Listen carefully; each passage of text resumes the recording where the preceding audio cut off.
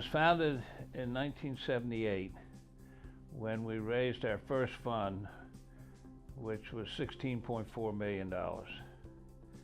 And the genesis was, I was at Alex Brown in the investment banking part, trying to bring companies public.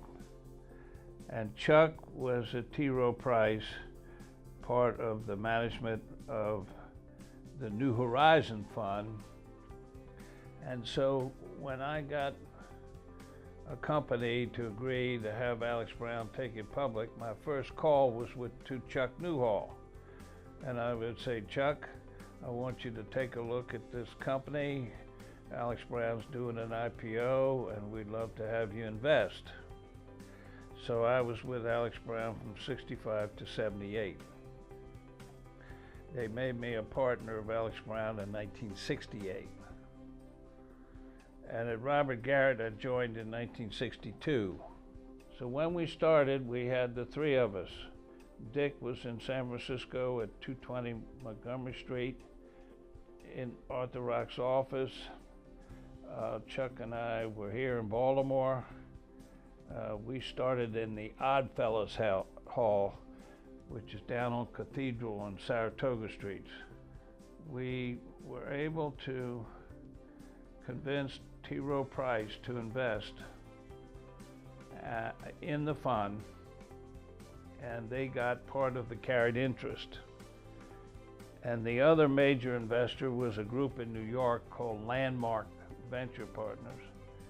And so they invested, I think it was $3 to $4 million, and they too got a carried interest.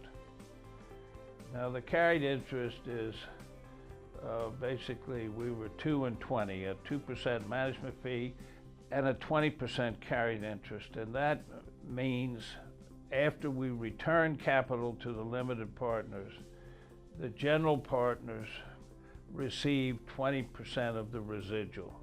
3 years into it, by 1981, we raised our second fund, which was $35 million.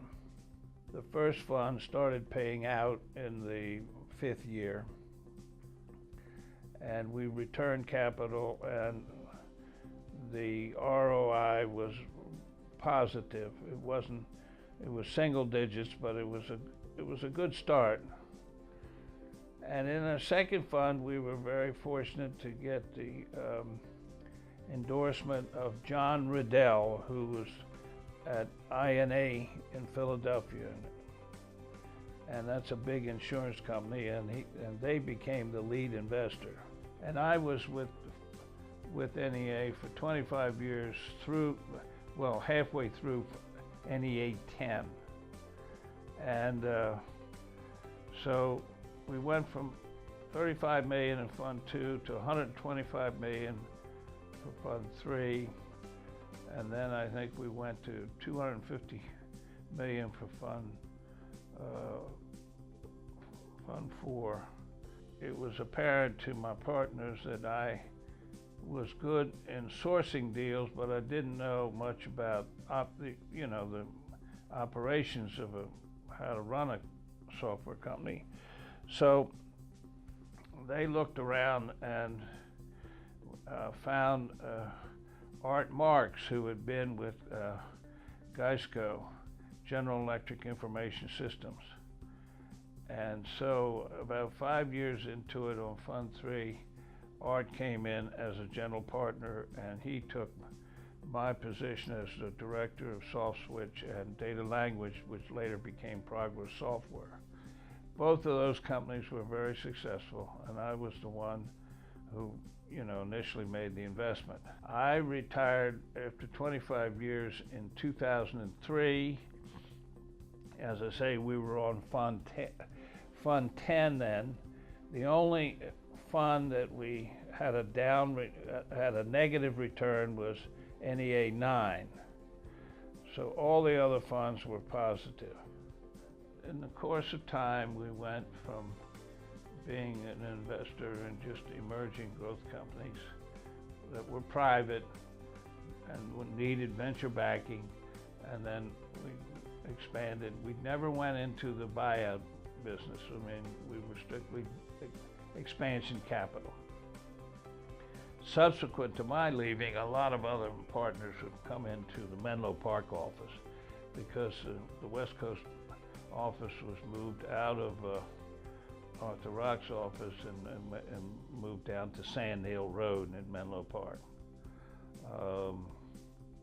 I wasn't as familiar with the investments on the West Coast, obviously, as I was on the West Coast as I was on the East Coast. So I think my biggest success was our investment in a company called Vertex Pharmaceuticals, which was in Cambridge, Massachusetts. So I knew Benno Schmidt, he was in New York, and Bill Hellman was in Boston, and I called them and they said, well, Frank, we'd be glad to have you if you can commit in a couple of days, because we expect something from Delphi shortly, but if you come back with a firm offer. So we did. We decided to offer, participate for $1 million. And that stock was at $1 a share, and Vertex is currently public and is at $95 a share. So it was a huge hit. And obviously, lots of things happened along the way. I was on the board, and then 5 years after I made the investment, I went off the board, and the company grew enormously. And along the way, it went public, and it was clearly our most successful investment in life sciences.